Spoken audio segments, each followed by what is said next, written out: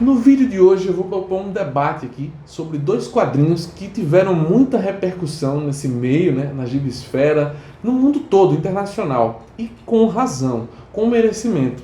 Eu estou falando de Eles Nos Chamavam de Inimigo, do George Takei, e Grama, da Kyun-Suk. Esses dois livrinhos aqui concorreram a Eisner, o prêmio maior da indústria dos quadrinhos, na categoria ali de histórias verídicas, de romances gráficos que retratam dramas, né, históricos através de biografias, propriamente dizendo.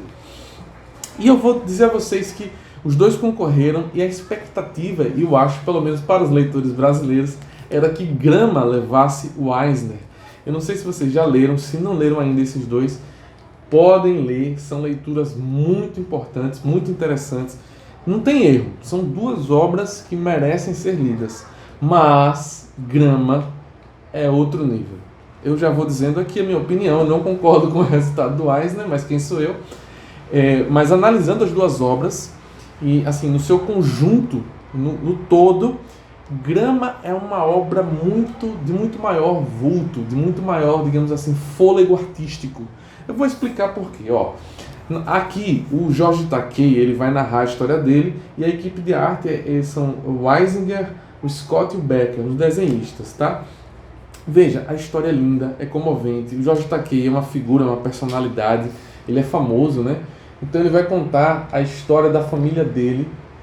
Logo após o ataque de Pearl Harbor, eles moravam nos Estados Unidos e os imigrantes japoneses começaram a ser tratados como lixo, foram mandados para campos de concentração nos Estados Unidos. É uma história terrível, tocante, emocionante. Ele sofreu demais, ele e seus irmãos, o seu pai, sua mãe, humilhações. Gente, é terrível, é uma história verídica.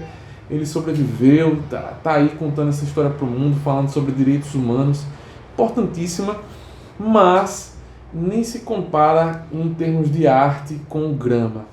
A arte aqui, porque a gente está falando de quadrinhos, né, gente? Quadrinhos não é só palavra escrita, não é só história. A gente tem que sim levar em consideração a parte gráfica.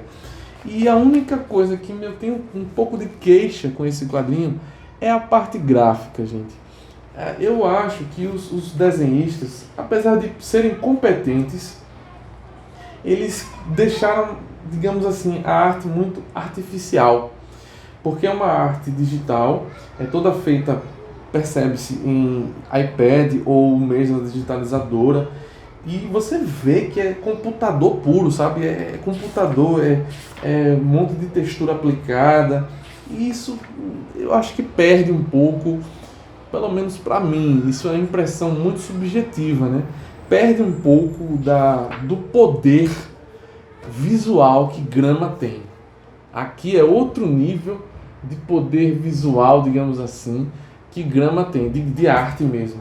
Apesar de que a Kyun-Suk vai contar aqui, né, a vida da vovó Oksun Lee, que é uma história terrível, é uma história tão dramática, eu acho mais dramática ainda do que Eles Nos Chamam de Inimigo, porque é uma história de estupro, em que os soldados japoneses durante a Segunda Guerra vão lá criar casas de conforto, como são chamadas, né? Mas são verdadeiros prostíbulos que são criados à força contra as mulheres, né? As mulheres são sequestradas, tiradas do seu seio familiar e são obrigadas a se prostituir para soldados que elas desconhecem, às vezes passando finais de semana recebendo 40 homens. É terrível, eu chorei horrores. No outro eu não chorei, nesse daqui eu chorei, porque a arte da autora Kyun-Suk, apesar de ser muito simplista, de ser um traço muito cartunesco, ela tem muito mais expressividade, a pincelada que ela consegue fazer, os ambientes que ela consegue criar, a ambientação, a própria linguagem da narrativa em si é mais inventiva, ela utiliza mais recursos, em se falando de quadrinho, né, gente? Olha isso, ó. Isso aqui é assim, muito mais tocante, muito mais poderosa. Acho que a palavra é essa. A arte aqui da Kyun-Suk é muito mais poderosa e a história também, da forma que é narrada, do que Eles Nos Chamavam de Inimigo. Mas os dois valem a leitura, eu recomendo demais os dois. E fica aí esse videozinho, meus 2 centavos sobre esse assunto. Me diz aí o que você acha, se você já leu, Deixa nos seus comentários se você concorda com o resultado do Eisner. E até uma próxima. Deixa seu like. Valeu!